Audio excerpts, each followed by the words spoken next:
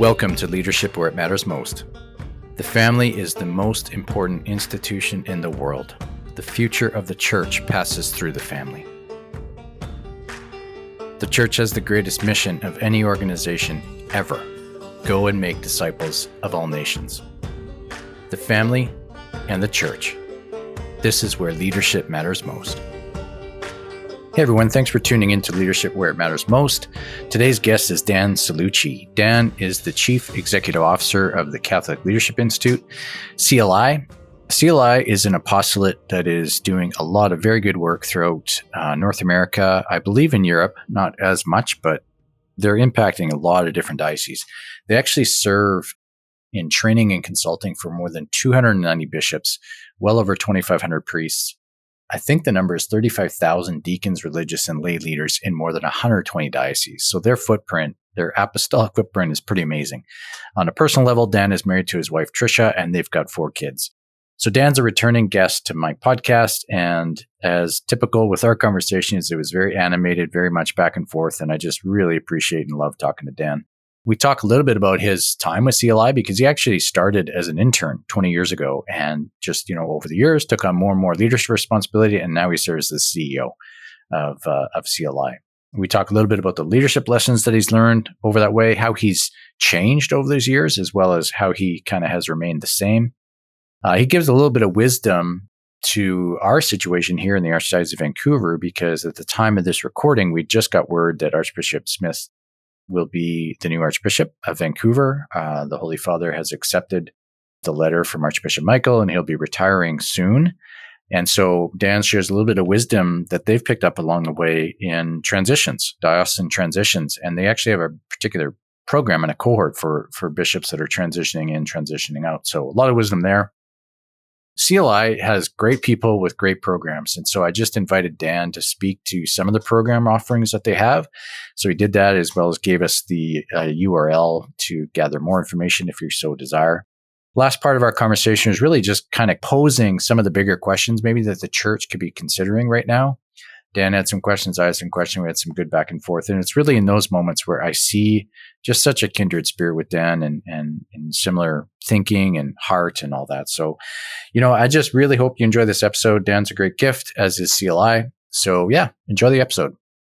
Dan Cellucci, welcome back to the podcast. Thanks so much for having me again, Brett. It's great to be here. I've been looking forward to this since 5 minutes after the last time we chatted. So this is great. So, Dan, we're just going to jump right in. So you were an intern with CLI. Yep, one of the first. Yep. 20 years ago, yep. Right? 20 years ago. So I want to start with a question to you.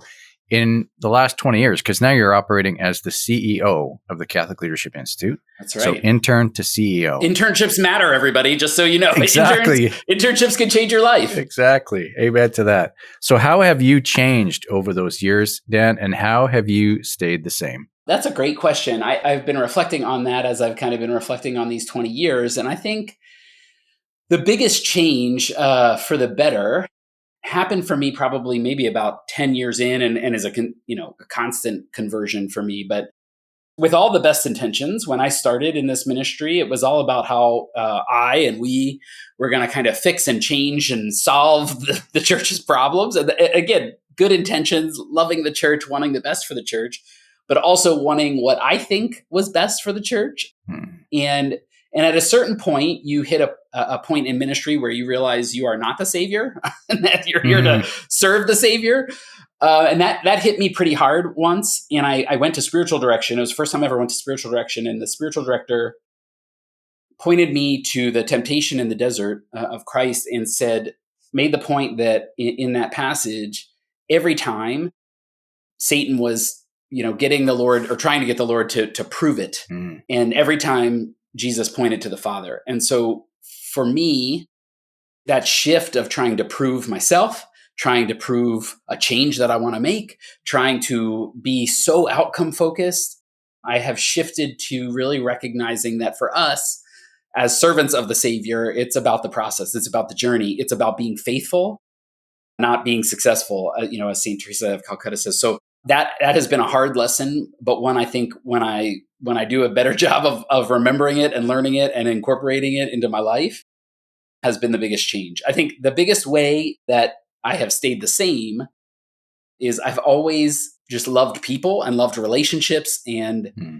for me, it's always about that. And I think that's hopefully a gift that the Lord has given me. And it's one that still is important to me, and mostly for good, but sometimes for bad. The interpersonal dynamics and the emotions and the relationships are a big part of who I am. So I think I'm trying not to prove it anymore. I'm Yeah. realizing that I can't prove it, nor do I need to, nor does the Lord want me to. But He just wants me to be faithful, and I'm trying to be faithful to how important other people are in my life and in this ministry. That's awesome. Thank you for sharing. If you're going to hold on to something, I would imagine it is pleasing to the Lord that you hold on to prioritizing relationships. I got to think that's a blessing to Him. I had the privilege to go through an executive education program with other CEOs. It wasn't a faith-based thing. In fact, I was the only kind of faith-based organization that was in it, only nonprofit actually too. But they asked us at some point to kind of write a purpose statement. And that was also very clarifying for me. And so the purpose statement that I keep with me is to invite others to experience freedom through a constant pursuit of truth.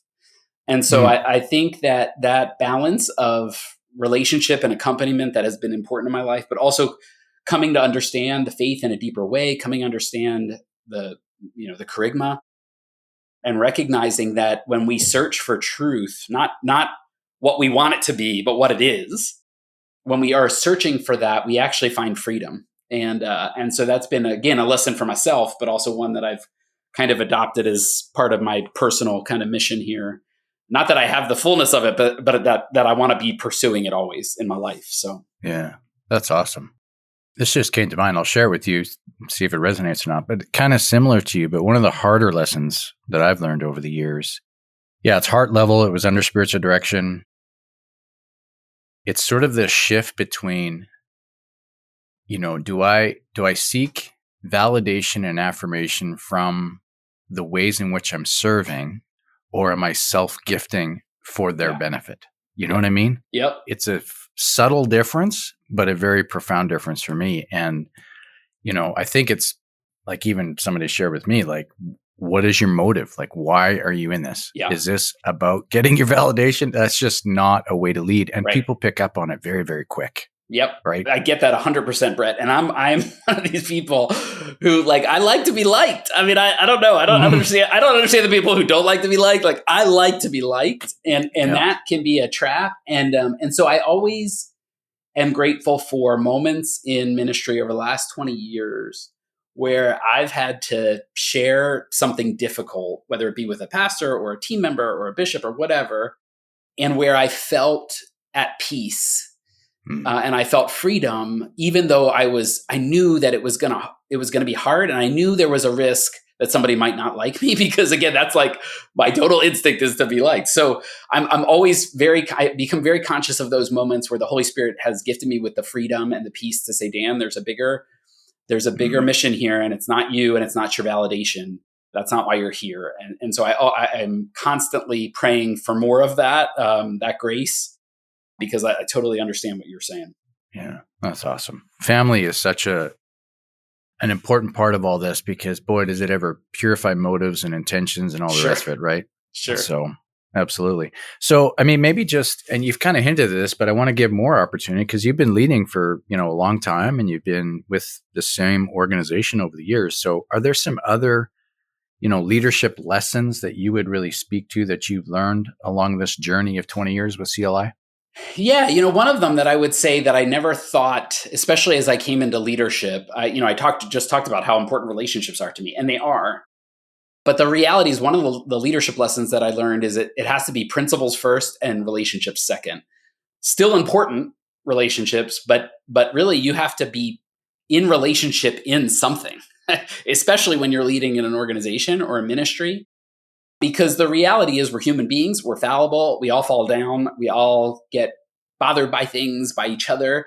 And so if you're not grounding those relationships in principle, in values and virtues, whatever they might, in common purpose, once the temperature turns up, I think those relationships can melt away pretty quickly. And that's been a painful lesson to learn when I've had to make some difficult choices, or I've made the wrong choices, or if I didn't make them out of some type of set of principles. And so sometimes, in our world, we're helping parishes or dioceses think about purpose and values and vision, and everybody, there's always that one skeptic in the room who says like, well, why does this stuff even matter? Let's just get to the goals. And that, it's like, no, Yeah. it matters, and I think I probably would have been one of those people early on to say like, those are nice words, but they don't really, mean anything. No, in our organization, our core values matter. They are non-negotiable, and they define if you're going to work here or not. And I think if we're not grounded in those, for example, and why we're here, then the relationships, while really important, again, they fall away pretty quickly. So that's a big lesson that I've learned over the last 20 years. That's awesome. Can you share with us the values of CLI? Oh, Would you absolutely. be all right to do that? Yeah, proud to do it. Proud to do it. The first one, most importantly, love of Christ and the church. So what that means to us is you will never hear us or see us doing an op-ed in the New York Times or going out yelling at the bishops. It's not to say that we don't give some important feedback to leaders in the church at different times, but we do that out of love and in a way that they could hear it and incorporate it. And so we speak positively about the church, even in the midst of challenges. We speak with hope. We know that it's Jesus's church. We commit to being involved in our local parishes as members of the church. And then with ourselves, we take time every day, 2:45, to pray together as a community. We begin prayer meetings with prayers. We end them with prayers. We begin big discernments with prayer to ask God what we should be doing. So that first one's huge. The second one is the highest standards of excellence. And this goes to the culture of feedback that we have really been relentless about. So we debrief everything we do. We always look for the opportunity of how we could strengthen it the next time. We celebrate what's gone well. We always are constantly soliciting feedback from our team members about how the culture is and their experience, et cetera. So that's a big one. We think the church deserves the best that we can offer. So we want to make sure we're constantly striving for that. It doesn't mean perfection. It means excellence. It means intentionality. So we like to stress that too. And then the last one is care for the individual. So this has kind of a twofold aspect to it. One, that we are always recognizing the dignity of the human person in front of us, certainly those we serve, but also our colleagues. Also, that person who calls on the phone and is angry about something and yelling, that person is a child of God, and we recognize and care for them individually. But also we look at trying to maintain balance in our own ministry, making sure if we can avoid it, that we're not traveling or working on Sunday, that we are taking time, for family. We have a very robust family leave policy that we put in place. And so all those different aspects about how we care for the person in front of us, but how we also make sure that we maintain that right balance and order in our own lives. That's awesome. Thank you for sharing. Have they changed over the years, or they've been pretty true? Yeah, pretty true I would say for 15, I think we adopted them before I was CEO, but definitely for 15, 16 years, they've been our core values. And they're pretty, I think if you were to come and experience different people in our community, you would experience those values for sure. Yeah, that's awesome. They're embodying them. Yes. Okay, shifting gears. So we were chatting a little bit before we started recording. And so, the full context for my next question here is that recently the Holy Father had announced that Archbishop Richard Smith, who is serving as the Archbishop of Edmonton, is now going to be Archbishop of Vancouver. The Holy Father accepted Archbishop Michael's resignation, and he'll be retiring. God bless him. Absolutely love working for Archbishop Michael. Yeah, very, very, very, very dear to my heart, and just an outstanding leader. So we are a diocese that's going to be in the midst of transition, and transition is just clean and comfortable, and everybody loves it. Yeah, not the case. And by the way, you are not alone. In the United States, we are going to see at least 70 Episcopal transitions in the next 5 years. So, I mean, there is, and I don't think people fully appreciate that. We've been trying to get that word out just because it is a huge shift, especially in your case where, the Archbishop has been there a really long time. Yeah. Yeah. And from Edmonton, Archbishop Smith was there 17 years. Wow. Yeah. So for them as well. Right. Yeah.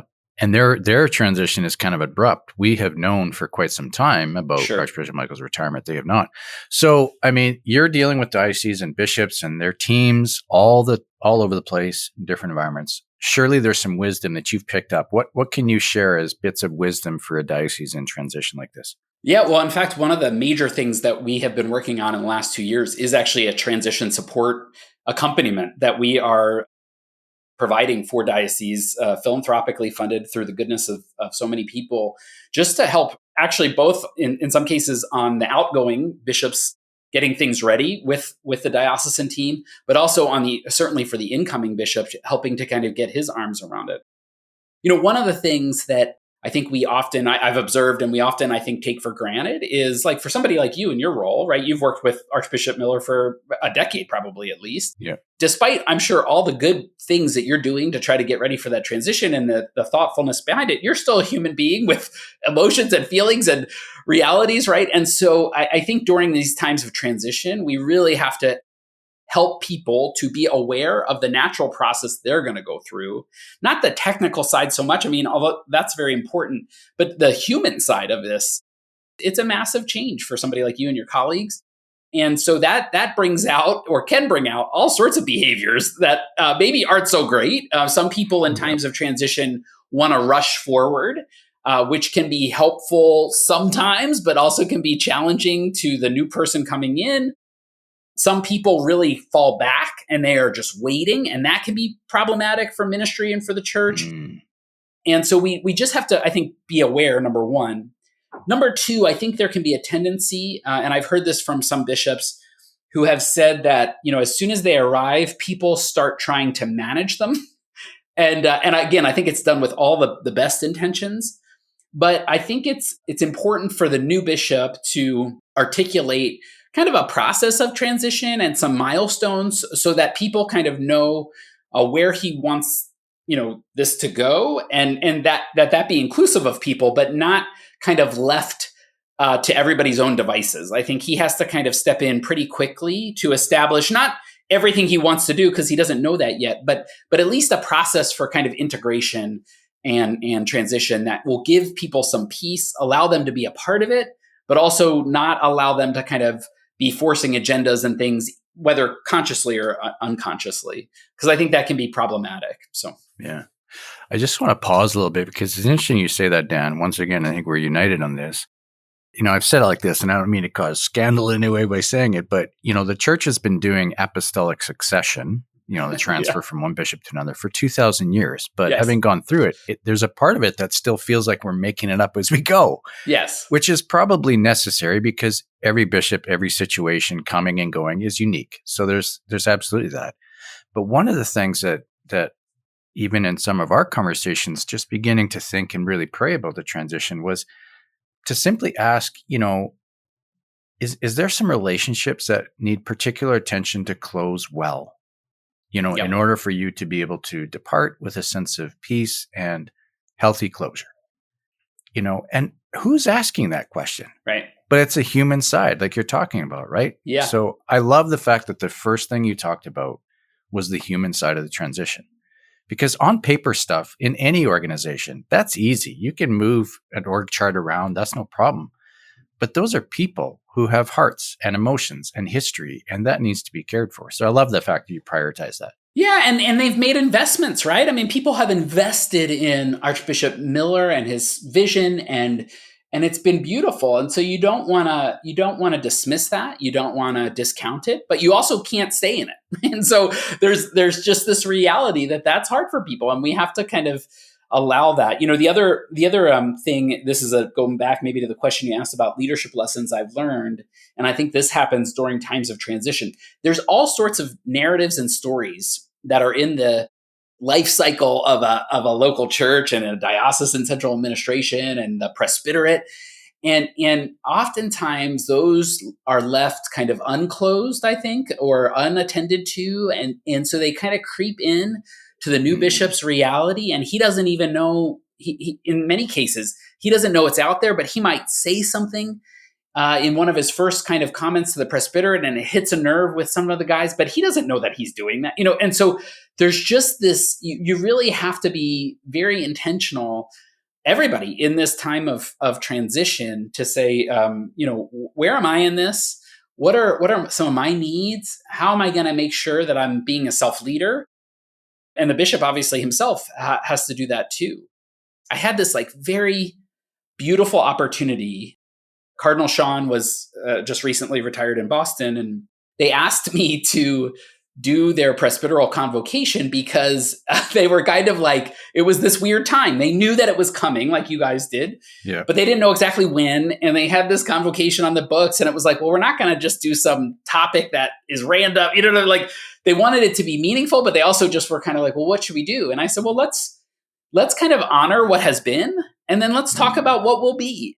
I was so grateful to the cardinal and to the archdiocese and to the priests, because they were so good about it, but it was a little uncomfortable because, like, to your point, I was like, why don't we do this all the time? But basically what I invited them to was to think about this legacy of leadership that Cardinal Sean had left over the last 20 years, and to just offer thanks to God for something from it, right? That was kind of one piece. And that led to just some beautiful sharing. The poor cardinal said, like, I feel like I'm at my own wake, but it was like, it was a beautiful opportunity. Yeah. And then the second one, though, I said, let's think to the future. And the blessing there was, we didn't know who the new archbishop would be, although they're very blessed to have Archbishop Henning. But at that time, I just asked them, like, what's an expectation you have on your heart for this new guy? Like, because he doesn't exist yet, right, in our mind. Right. So we can kind of be pure about, what am I hoping for now, right? The Church of Boston's different now. The Church of Vancouver is different now. What's in my heart that I have an expectation of, that I have to kind of either square as fair to expect from the new guy, and therefore maybe I should share it, or maybe unfair, and I have to kind of resolve that in my own heart as a self-leader, right? So it was a beautiful day, but it felt odd for everybody in the room, myself included. And I was like, why is this so odd? We should do this. Like, we should do this more, There's a normalcy to what you suggested. Yeah. It seems to make sense, especially since we can kind of project the timing, if you will, a little bit. Exactly. One of the things you said, I want to just go back to that, Dan, because you suggested maybe the bishop maybe giving his first address to the presbyterate says something that he's unaware is triggering to maybe one or many, who knows. But I'm wondering, like, what came to mind is how important it is in these times to remain curious. Yes. And by curious, I mean just open. Yep. Like sometimes, especially in this day and age, very politicized, very, polarized, and so much is available to us through social media and all that. Like, you can really frame up in your mind a judgment about a person, whether it's a new bishop or whoever. And then that judgment is, you're sitting there and you're just waiting for things to be said that collects the evidence to prove your theory of this, that, and the other, right? Yep. What a horrible way to be. And yet that's the human heart, right? It's kind of always there under the thin veneer of our happy face. It's like, I'm holding these things. It's a great point, Brett. And the longer that you're in ministry or in an organization, right, you become the expert, and you can kind of, and I had this thing, again, another kind of spiritual moment of inflection. I was struggling a little bit, just kind of like, I felt like, and this is going to sound prideful because it is prideful, but I felt like every time I went into the room, any room in a diocese or whatever, I was like, okay, I know this story, right? Like I know exactly what's going on here. And so I said that to Archbishop Shapp, who's a good friend of mine. I said, Archbishop, like, I think I'm suffering from pride because, I go into the room and I believe I'm the smartest person in the room. And he was like, well, I've been in some of those rooms. You probably are the smartest person in the room. And I was like, well, that's not helping me. And he said, Dan, he said, the Lord is not going to reward you for your smarts. He's going to reward you for your patience. Mm-hmm. And I think that curiosity requires a patience. Right. And that was another thing I learned from that executive program. They talked about the difference between being learners or knowers. Do I come into a situation and say, I know exactly what's going on here? Or do I come into a situation, or I hear something that somebody says and I say, I wonder why they said that, or I wonder what's behind that, or I wonder why I'm having this emotion, right? You approach life with a curiosity and a learner mindset that allows you to explore it before you make a conclusion about it. And I think that's so important during these times of transition, for sure. Yeah, absolutely. That's great. Thank you. I'm going to bring this forward and certainly inquire with the CLI program on transition, because I didn't. There you go. We'd love to help. We'd love to help. Yeah. This is one of those things. So speaking of offerings from CLI, Catholic Leadership Institute, I wonder if you want to just highlight some of the things that you do. I mean, there's so many different programs, and I mean, we've experienced some of them here in Vancouver, not all of them, but maybe you can just speak to some of them that you're particularly excited about, kind of what they are, what the intended constituency or leadership group that you're trying to help, and maybe some of the fruit that you've seen? Yeah, well, if it's all right, I'll talk about the strategic plan we just approved about a couple weeks ago for the next 5 years, which builds off of the 30-year history that we've had. But it really comes into kind of three different outcomes. So one is around kind of forging the future, and so this bishop transition support and our ongoing formation sessions for bishops, which we're blessed to have Archbishop Miller has come, and many bishops from Canada come every year. We offer them to every bishop in North America, in United States and Canada. That service to our bishops and that Episcopal transition support is going to be a big part of our future. And again, we're coming in there just to facilitate expectations, learning, those human realities that we all are entitled to kind of go through, but we need to kind of go through as self-leaders, helping the new bishop or the outgoing bishop get their hands around this important transition. That's one big piece. The second big piece, which has always been a big part of who we are and has been blessed to be serving in Vancouver at different times, is emboldening our clergy, especially our priests. So we're going to be launching a new ongoing formation service for priests that will allow for interdiocesan cohorts where priests will be traveling together in an experience for 6 to 9 months through a combination of some on-sites, but also some fraternal forums via Zoom, and with individual coaching as a part of that. That's going to have several different tracks. So we'll have kind of a foundational track on just being a priest in these times, in apostolic times. We're going to have a clergy wellness track that we've been piloting. We're going to have a track for priests who are maybe assuming some roles of vicars in diocesan leadership, like vicars for clergy and vicars general. So a lot of great opportunities for priests around, again, United States and Canada to plug into. And we're very blessed that we've received philanthropic funding that really will subsidize most of that for our priests, which we just feel very grateful for. And then the last one is continuing to work with our parishes in a really important way. And again, helping them to position themselves for this kind of return to apostolic times where we really have to have and embrace that missionary impulse. So we'll be building off of the research and the piloting work that we've been doing over the last 5 years, really streamlining that to focus on the different mission priorities that have come up in the parishes we've been able to serve. Maybe get a little bit more concrete with some of those specific initiatives for the parishes, like with discipleship or Disciple Maker Index. Would that be one of them? So we'll continue to use that as a tool as part of that. But one of the things we're really excited about, Brett, is bringing some of those kind of apostolic skill sets bear kind of even quicker. And so one of the things that we're going to be doing, for example, is to be bringing people, teams, key parish leaders into kind of apostolic moments. So what does that look like to go outside of the parish to the local bar or the local, grocery store, and to be kind of looking for ways to incorporate our Catholic faith into the everyday life? So we're really excited about that. We're gonna be launching a new learning management system. There's going to be kind of many resources of best practices that we've learned in different key areas. So parish leaders, whether you're the volunteer leader of a ministry or on parish staff, you'll have access to that and access to a network from around the country. And then we'll continue providing coaching to not only our pastors, but also to key parish leaders who are serving in those areas. And then we're going to be incorporating some small faith sharing communities, helping to kind of get those going if they're not getting going, or strengthen them if they are, and then helping those to kind of expand the number of people over the time that we're accompanying the parish. So that'll be a kind of a 2-3 year endeavor with the parishes we're serving. That's awesome. So maybe now's a good time. I don't want this to feel like we're wrapping up podcast because I got more to talk to you about, but maybe you can just direct people online where they can go to gather more information.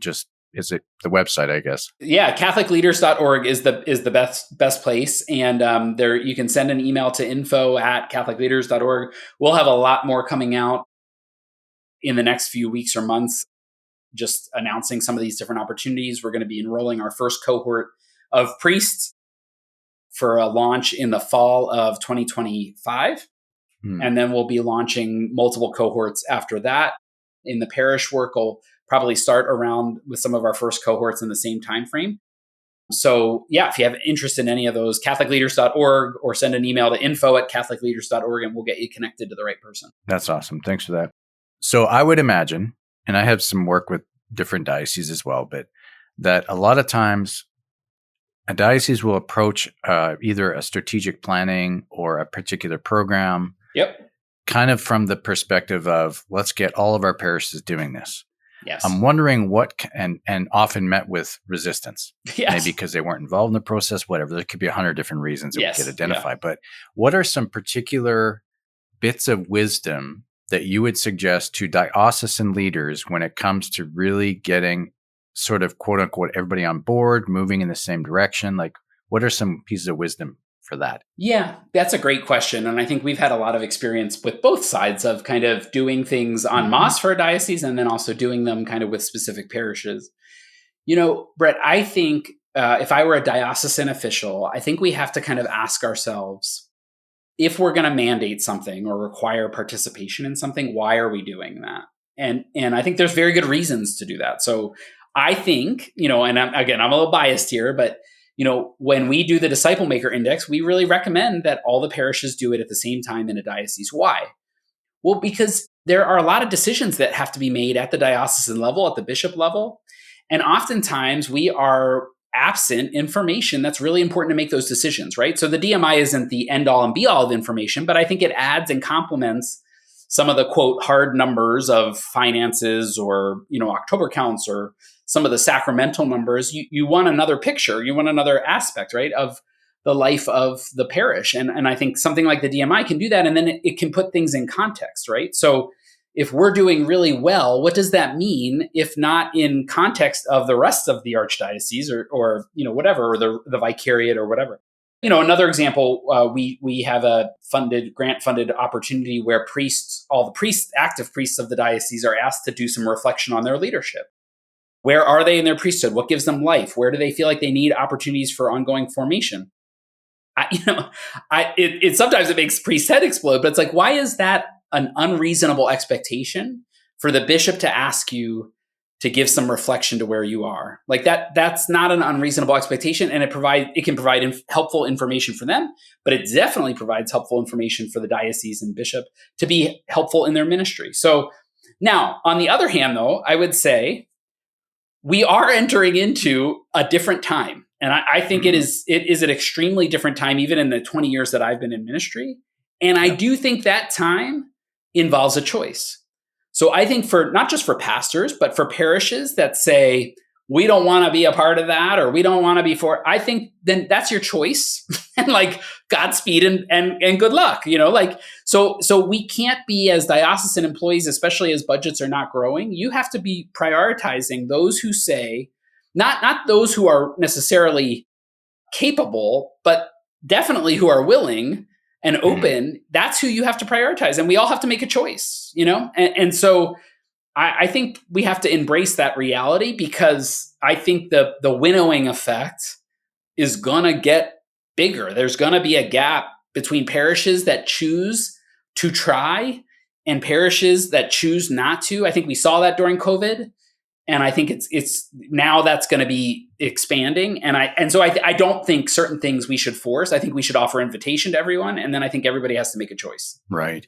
Do you guys work at all from the context of Roger's innovation curve? Are you familiar with that? Do you bring that in? Yeah. And I think, intuitively we bring it in to say, it's okay that not everybody jumps like at first, especially when you look at and we have a lot of behavioral data on the church, especially on priests and bishops. And so it's not surprising that we don't have a ton of first movers, in the church, again, even against that curve. I think the question is, I always try to think about like, how are we offering effective invitation and support to the middle of the bell curve? Right. In any population of people, but certainly our pastors or our parishes, because I think there's some people and pastors who, if Jesus Christ came down on earth and asked them to participate in a diocesan program, they still wouldn't. Yeah. And so I don't know that we should kill ourselves to try to, again, we should offer invitation, but we should just recognize. And I think, I don't know if you're asking for this reason, but I do think there's a phenomenon that happens when we try too hard to get everybody in, that we start to lower the quality of everything in order to make it accessible. And I think that's a real danger that we have to be, cautious of, as to kind of what we're doing to accommodate people who just don't want to do it. Yeah, no, absolutely.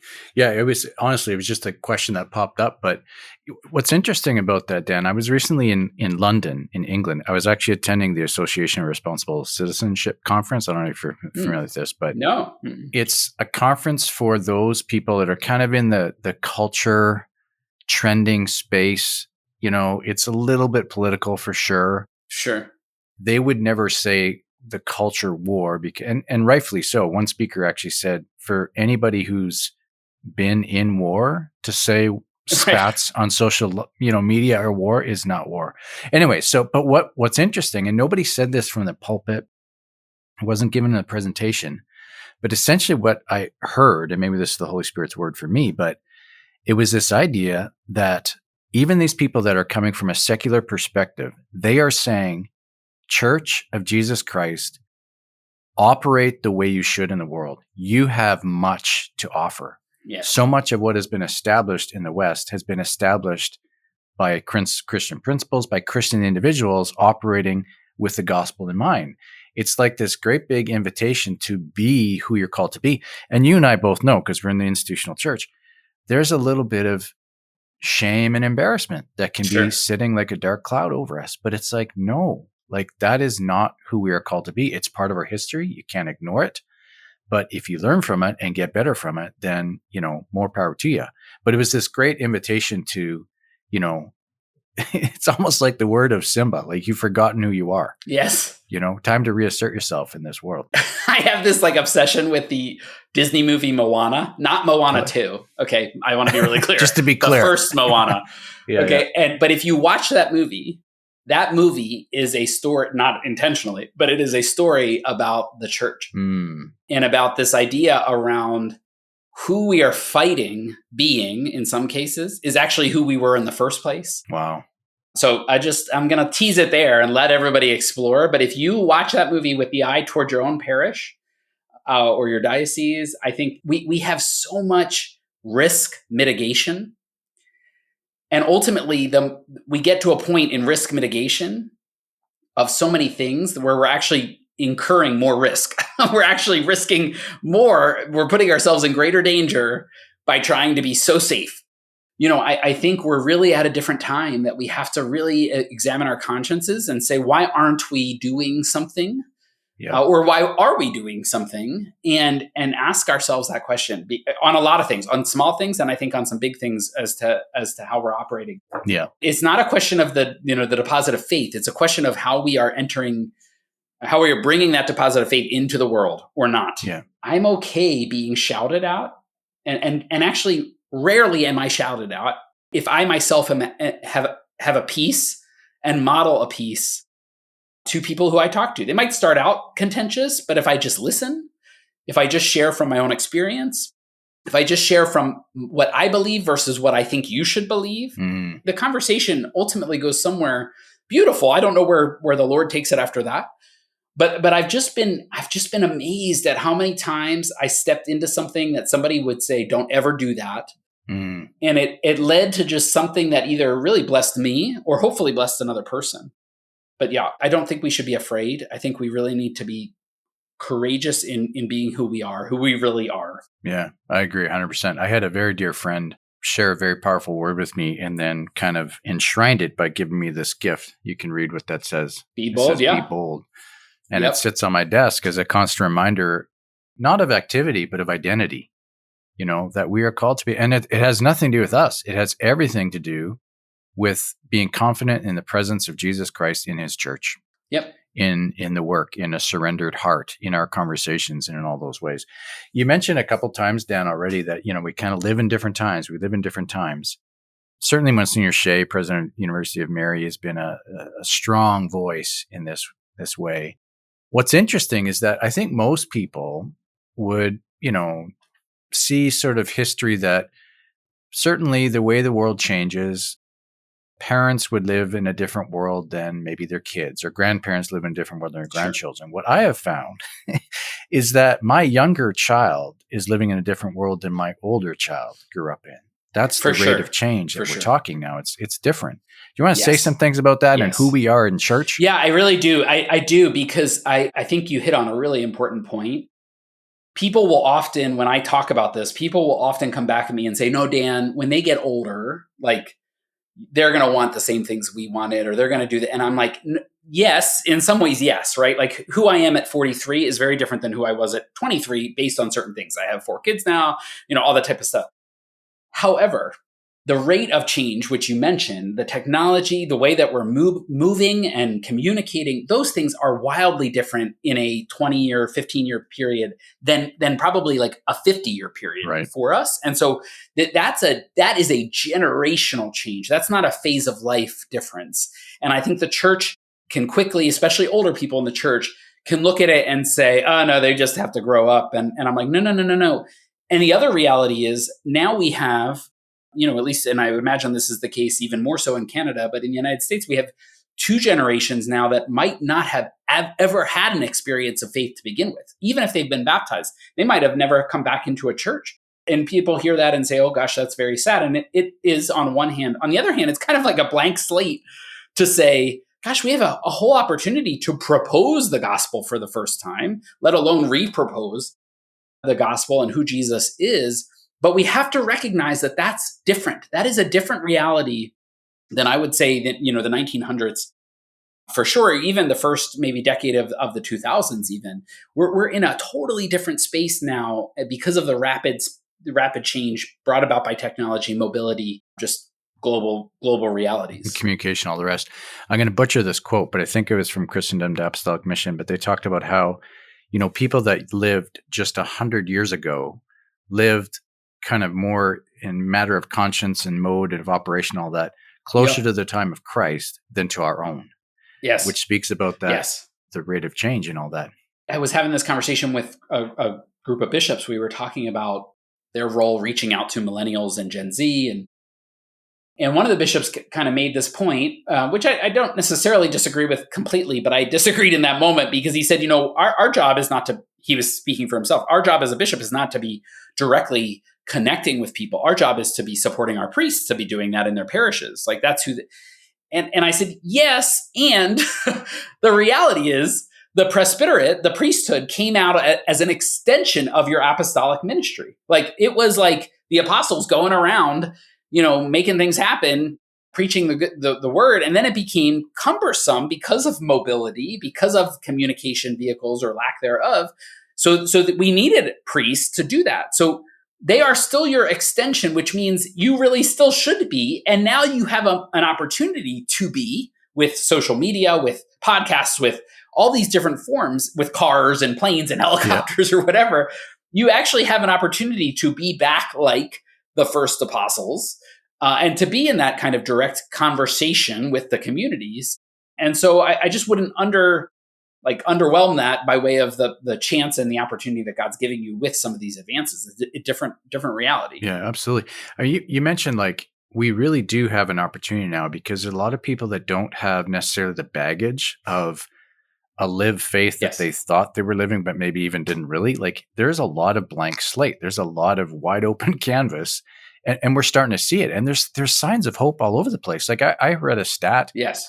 Well, there's a few things I would point to. One is I read a stat that apparently in France, there was 30% more adult baptisms last year than the year before.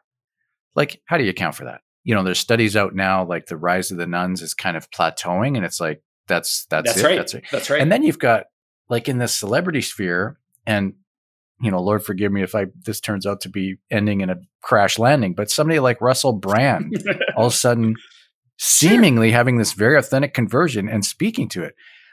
How is this happening? There is an incredible apostolic opportunity if the church operates as apostles. That's the shift. Right. And I think Brett, I 100% agree. I think it's a different, if you would have asked me, if we would have had this conversation 10 years ago, I would have been, and I'm kind of sometimes known for doom and gloom all day long, but I really see just this great opportunity. And I think it has to do with the fact that people have been chasing, all of us chase this fulfillment that we all yearn for, right? And now we are getting to the bottom of the barrel that we have been trying to search in, and we are like, oh gosh, it's not there.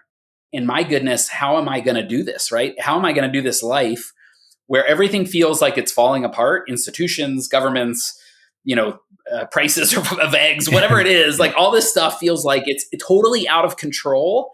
And I'm looking for some sense of peace in my life, and I can't find it. And so if the church were able to, if all of us in the church were able to meet people's anxiety with a sense of curiosity, right? Versus a sense of, gosh, this person is making all the wrong choices. Yeah, they might be. But on the road to Emmaus, Jesus met those disciples going the wrong way. He met them going, they were leaving. They were getting out of town and they were going anywhere but there. And he walked with them in the wrong direction so that they could recognize him, right? So can we have the patience and the curiosity to walk with people, to hear their anxiety and not write them off as superficial, but as hungry, and just to believe that they are hungry. I'm doing all these sessions in my home Archdiocese of Philadelphia. And I just start off with a simple thing, God loves you and wants to be with you. Like, do you believe that?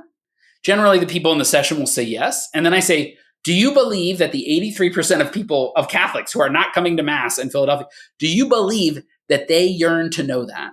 And a lot of the folks say no, they don't believe that people are yearning for that. If we don't believe that people are hungry for that, we're not going to seize this moment. But I think it's a tremendous opportunity for us. Yeah, I agree. Once again, 100%. It's interesting. I had Andre Renier. So Andre was a founder of CCO, similar to Focus down the States. Yeah. And one of the things he talked about is how prophetic John Paul II was when he wrote, I think it was Mission of the Redeemer, 1990, something like that. But one of the lines, powerful lines, I'm sure you've heard this and quoted it many times, but he said, I see the sort of the dawning of a new missionary age, and the idea that people will be more open to the sowing of the gospel. And I take that, and then you add the words, I think it was C.S. Lewis who said, if you have access to everything that this world has to offer and still feel it's wanting, you have to realize you're made for another world kind of idea. Yep. And then you got Chesterton who said, every man who knocks on the door of the brothel is in search for God, which speaks to that human desire. And it's like people have so much at their fingertips, in their pocket, all this, and it is not satisfying. We are created for relationship, to be in relationship primarily with God himself, and then deeply in authentic human ways with others. I don't want to say we have the answer, but it's like we have the way. What we have the answer, the fulfillment of all their desire is Jesus Christ. That's it. And we have to have that confidence in the gospel. And we have to start the conversation there. Somebody was, giving me an earful about whatever one, social issue or teaching of the church, which is very important. And I'm all in on it, right? It's not that I disagree, but I was just like, that's just not where the conversation can start, And I remember when the Holy Father came to the United States, came to Philadelphia for the World Meeting of Families in 2015, I went to a lecture that was right before it. And they were talking about, it was on Pope Francis's leadership style. And he was relatively new at that time. And so somebody asked the question of this person from the Vatican who was giving the lecture. They said, is the Holy Father so popular because he's emphasizing these different teachings? And I'll never forget what the lecturer said. He said, the Holy Father fundamentally believes that people don't know who God is. And so you'll constantly hear the Holy Father talk about who God is. God is love, God is mercy, God is truth. Because in the Holy Father's mind, if they don't know who God is, then they don't care about what the church teaches, right? Why would you? Why would you care about this institution and its guidelines, right? If you don't know who God is. If you know who God is, then you have to ask the question, what does God want for me? And then you have to ask the question, okay, where am I going to find what God wants for me? And there you have the beautiful teachings of the church. But you can't, in these times, we cannot start with section 5 of this, part of the catechism. Like, it's just not going to work for most people. I think we have to start with who God is to me, why that brings me so much fulfillment and abiding joy in a world that seems to be falling apart. Yeah. And if then people are interested in knowing more about who God is, then I think it creates a beautiful doorway to the church's teachings. But that's where we are. We have to start, I think, with who God is. Yeah. Amen. We're this is a good segue into the question I posed to you by email. What are the big questions that the church should be pondering now? Because like one of the things that come to mind, and I'll just let you riff, but the example you gave, it's proving of a an idea of the church's relationship with the world is one of teaching the ignorant. The world doesn't know the truth, the doctrine, whatever, so the church has to stand up and be its teacher. And of course, we are a teaching church. I get all that. But it's a different time, and the world is no longer looking to the church as the answer. So one of the questions I would say that's a big question facing the church is, how do we move from being a teaching church to a witnessing church without losing any of your dignity and authority? What kind of big questions have you guys been posing and pondering these days? Yeah.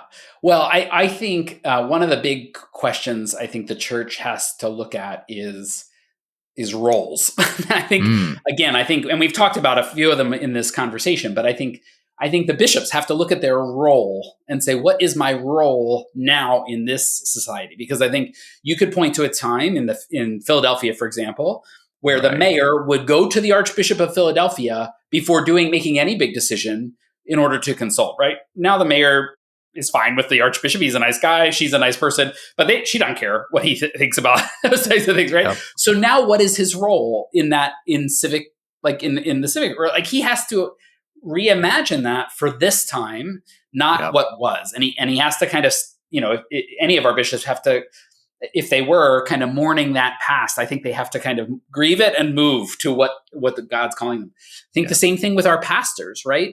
What is the time that they have to spend, and how do they have to structure their time? I believe their role is essential. That's why CLI invests so much into our priests, because we believe they are just essential to our church. And so their vocation has never been more important in my mind. Yeah. But because it's even more important, they have to be really thoughtful about the time and how they use it. Same thing with us. I think we have to look at our role and say, the evangelization, the witness that you speak of, really was never just for our priests or our religious women, or it was always for us. Like, it's always been our role to be that witness, right? And now, as Shay talks about in his book, one of the things is this is going to be a time where we need heroic witness. What does that look like in our lives and our families, right? So the roles that we're playing, I think, is one big question we're constantly thinking about. Yeah. I think formation is another one. So what are we doing in seminary formation that is helping our priests prepare and our deacons prepare for being those witness? Yeah. Are we preparing them for a monastery, which is wonderful, by the way, if that's what you feel called to, but it's not the diocesan priesthood. Yeah. So how is formation helping with that, right? Same thing with formation.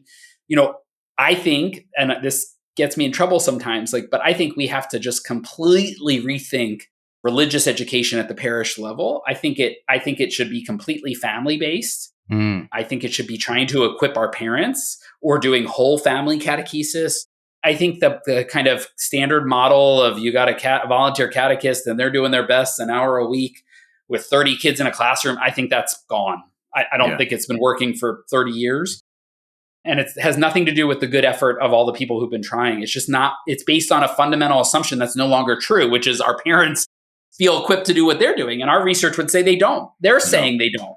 Yeah. So how do we get them what they need and just get away from this idea? And then I think the whole question that we were talking about, this is another big one we've been studying for the last year. We just put out a white paper on it, is around, again, that generational shift that is different and requires a different response for the millennial and Gen Z generations than older generations. Yeah. Oh, Dan, those are just awesome. It's funny. One of the reasons why I asked you is because, and this is a different role, but I think for a long time, we've been comfortable sort of continuing to ask the questions we already knew the answers to. Yeah. But we really need to ask questions that we don't know the answers to. And so these things that you've identified, they're all very significant. And boy, feel the pinch of the need to examine them for sure. Like even in terms of the roles, I have a dear friend, he's the vicar general here at our diocese. And one of the things that he talked about in terms of correlating kind of the demise of Christendom is you can track the number of invitations given to the Archbishop of Vancouver for civic and municipal and different sort of gatherings and whatnot with the demise of Christendom, because, those invitations have run out.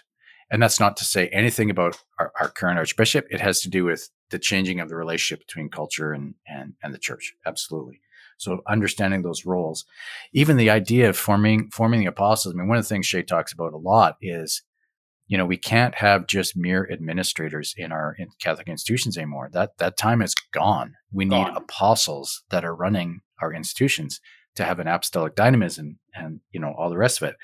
When you talked about the formation of priests, Father James Mallon, who's a dear friend, I'm sure you've heard this line from him, but he said in seminary, we're trained for ministry in Jerusalem, but we actually do ministry in Babylon. Yeah. It's a different time. It's a different season, right?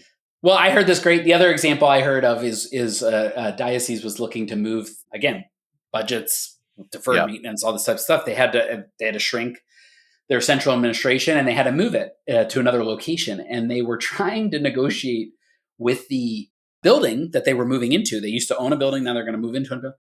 They wanted to negotiate a clause that they would get to decide, the diocese, what organizations would move into the building. High rise, multiple floors. They were going to take 2 floors. And the building company laughed at them and said, good luck, no. And the concern was like, well, what if, an abortion provider or something moves in next door? And I'll never forget somebody saying to me, well, gosh, wouldn't that be an opportunity to share an elevator every day? Right. And give witness? Like, what if we put a couple Sisters of Life just like right at the front door, and wouldn't that be an opportunity? And I thought, frankly, like I understood the diocese point, right? I got it in a Christendom world. I get why that, but I was like so blown away by this person's suggestion that it's like St. Paul being chained to the prison guard, right? It's like, that's an opportunity. We have to look at that as an opportunity now versus some type of thing we have to mitigate against or protect against, Yeah. Oh, that's a great story. I mean, exactly. And that's the apostolic mindset that we need to have. There are opportunities like that all over the place if we understand our role. So anyways, Dan, we could go on and on. I probably need to wrap it up to honor your time. Too bad for everybody else. That's what I say, because these are fun. Oh, yeah. No, I just appreciate you coming on the podcast again. It was great to connect, great to chat. Thank you for everything you and your team are doing. It's just a gift to the church at a very, very important time. So thank you so very much.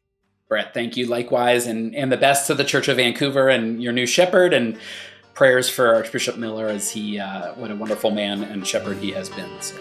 Yeah. Amen. Listeners, I trust this has been edifying for you, and we'll see you next time.